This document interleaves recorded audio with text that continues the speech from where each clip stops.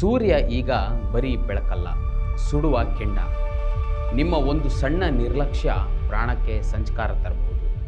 ಬಾಯಾರಿಕೆ ಆಗುವವರೆಗೆ ಕಾಯಬೇಡಿ, ಯಾಕಂದರೆ ಈ ಬಾರಿಯ ಬಿಸಿಲು ನಿಮ್ಮ ದೇಹದ ಶಕ್ತಿಯನ್ನೇ ಹೀರುತ್ತದೆ.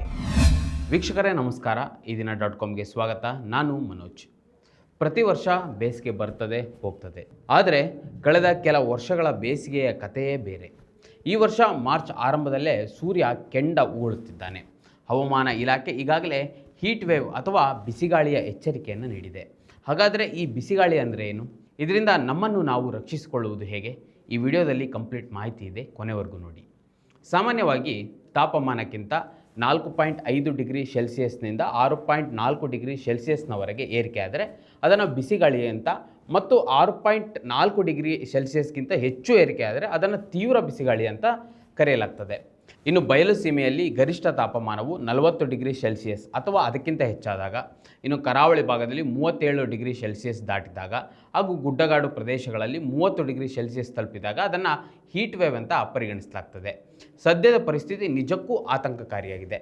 ಕಳೆದ ಕೆಲವು ದಿನಗಳಿಂದ ಉತ್ತರ ಕರ್ನಾಟಕದ ಕಲಬುರಗಿ, ಬಳ್ಳಾರಿ, ರಾಯಚೂರು ಮತ್ತು ಬಾಗಲಕೋಟೆ ಜಿಲ್ಲೆಗಳಲ್ಲಿ ತಾಪಮಾನವು 40 ಡಿಗ್ರಿ ಸೆಲ್ಸಿಯಸ್ ಗಡಿಯನ್ನು ದಾಟಿದೆ. ಇತ್ತ ಕರಾವಳಿ ಮತ್ತು ಮಲೆನಾಡು ಭಾಗದಲ್ಲೂ ಆರ್ದ್ರತೆ ಅಂದರೆ ಹ್ಯೂಮಿಡಿಟಿ ಹೆಚ್ಚಾಗಿರುವುದರಿಂದ ಉಸಿರುಗಟ್ಟುವ ವಾತಾವರಣ ನಿರ್ಮಾಣವಾಗಿದೆ. ಹವಾಮಾನ ತಜ್ಞರ ಪ್ರಕಾರ ಎಲ್ ನೀನೋ ಅಂದರೆ ಸಮುದ್ರದ ಮೇಲ್ಮೈ ತಾಪಮಾನದಲ್ಲಿರುವ ಏರುಪೇರುಗಳ ಮಳೆಯ ಪ್ರಮಾಣವನ್ನು ತಗ್ಗಿಸಿ ಬಿಸಿಲನ್ನು ಹೆಚ್ಚಿಸುವುದೇ ಈ ಎಲ್ ನೀನೋ. ಈ ಎಲ್ ನೀನೋದ ಪ್ರಭಾವದಿಂದಾಗಿ ಈ ಬಾರಿ ವಾಡಿಕೆಗಿಂತ ಹೆಚ್ಚು ತಾಪಮಾನ ದಾಖಲಾಗ್ತಿದೆ. ಇದು ನಮ್ಮ ಆರೋಗ್ಯದ ಮೇಲೆ ನೇರ ದಾಳಿ ಮಾಡುವಂತಹ ಸನ್ನಿವೇಶ.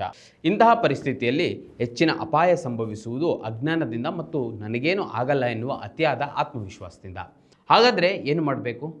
ಮಧ್ಯಾಹ್ನದ ಕರ್ಫ್ಯೂ ಪಾಲಿಸುವುದು ಅನಿವಾರ್ಯ. ಅಂದರೆ ಮಧ್ಯಾಹ್ನ 12ರಿಂದ 4 ಗಂಟೆಯವರೆಗೆ ಕನಿಷ್ಠ 3 ಗಂಟೆಗಳವರೆಗೆ ಸೂರ್ಯನ ಕಿರಣಗಳು ಪ್ರಖರವಾಗುವ ಸಮಯದಲ್ಲಿ ಹೊರಗಡೆ ಕೆಲಸ ಮಾಡುವುದು ಅಥವಾ ಪ್ರಯಾಣ ಮಾಡುವುದನ್ನು ಎಷ್ಟು ಸಾಧ್ಯವೋ ಅಷ್ಟು ನಿಲ್ಲಿಸಬೇಕು. ಸಾಧ್ಯವಾಗದಿದ್ದರೆ ತಂಪೊತ್ತಿಗೆ ಅದನ್ನು ಮುಂದೂಡಬೇಕು.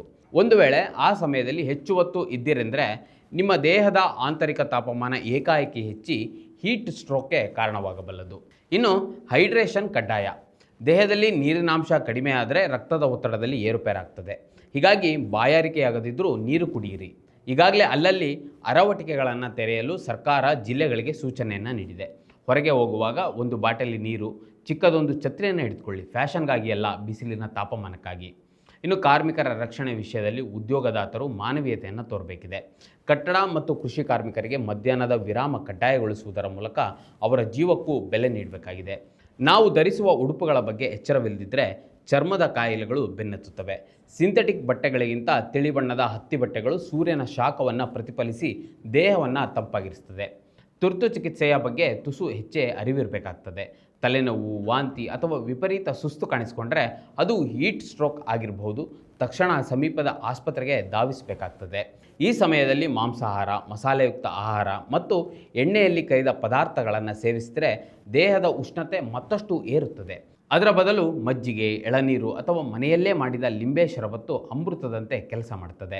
ಮನೆಯಲ್ಲಿರುವ ಮಕ್ಕಳು ಮತ್ತು ಹಿರಿಯರ ಮೇಲೆ ವಿಶೇಷ ನಿಗಾ ಇಡಬೇಕು, ಏಕೆಂದರೆ ಅವರ ದೇಹದಲ್ಲಿ ಉಷ್ಣ ನಿಯಂತ್ರಣ ಶಕ್ತಿ ಕಡಿಮೆ ಇರ್ತದೆ. ಹೊರಗೆ ಪಾರ್ಕಿಂಗ್ನಲ್ಲಿ ನಿಂತಿರುವ ಕಾರ್ಗಳಲ್ಲಿ ಮಕ್ಕಳನ್ನು ಬಿಟ್ಟು ಹೋಗದಿರಿ, ಅದು ಸ್ವಲ್ಪ ಸಮಯವಾದರೂ ಸರಿ. ಇನ್ನು ಭಾಳ ಮುಖ್ಯವಾಗಿ, ಮನುಷ್ಯರಾದವರೇನೋ ನೀರು ನೆರಳು ಹುಡುಕಿಕೊಂಡು ಓಡ್ತೀವಿ. ಮೂಕ ಪ್ರಾಣಿಗಳ ಕಥೆ ಏನು?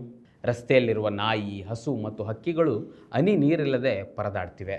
ಅದಕ್ಕೆ ಮನೆಯ ಮುಂದೆ ಅಥವಾ ಟೆರೆಸ್ ಮೇಲೆ ಒಂದು ಸಣ್ಣ ಪಾತ್ರೆಯಲ್ಲಿ ನೀರಿಡಿ. ಇಂತಹ ಕಠಿಣ ಸಮಯದಲ್ಲಿ ಮಾಡಬಹುದಾದ ಅತ್ಯುನ್ನತ ಮಾನವೀಯ ಕೆಲಸ ಇದು. ಬಿಸಿಗಾಳಿಯಿಂದ ಪಾರಾಗಲು ಜಾಗೃತಿಯೇ ಏಕೈಕ ಮದ್ದು. ಸರ್ಕಾರದ ಮಾರ್ಗಸೂಚಿಗಳನ್ನು ಪಾಲಿಸಿ ಈ ಬೇಸಿಗೆಯನ್ನು ಸುರಕ್ಷಿತವಾಗಿ ಕಳೆಯಿರಿ. ಆರೋಗ್ಯವಂತ ಸಮಾಜವೇ ಸದೃಢ ದೇಶದ ಅಡಿಪಾಯ. ವೀಕ್ಷಕರೇ, ಈ ವಿಡಿಯೋದ ಕುರಿತು ನಿಮಗೇನಿಸ್ತು ಕಮೆಂಟ್ ಮಾಡಿ ತಿಳಿಸಿ. ಮತ್ತು ಇದೇ ರೀತಿಯ ಸಾಕಷ್ಟು ವಿಡಿಯೋಗಳಿಗೆ ನಮ್ಮ ಈ ದಿನ .com ಯೂಟ್ಯೂಬ್ ಚಾನಲನ್ನು ಸಬ್ಸ್ಕ್ರೈಬ್ ಮಾಡಿ ಮತ್ತು ನಮ್ಮನ್ನು ಬೆಂಬಲಿಸಿ. ನಮಸ್ಕಾರ. ಮತ್ತಷ್ಟು ವಿಶೇಷ ವಿಡಿಯೋಗಳನ್ನು ನೋಡಲು ಮತ್ತು ಹೊಸ ವಿಡಿಯೋಗಳ ಬಗ್ಗೆ ತಿಳಿಯಲು ಈ ದಿನ .com ಯೂಟ್ಯೂಬ್ ಚಾನೆಲ್ ಸಬ್ಸ್ಕ್ರೈಬ್ ಮಾಡಿ ಮತ್ತು ಬೆಲ್ ಐಕಾನ್ ಕ್ಲಿಕ್ ಮಾಡಿ.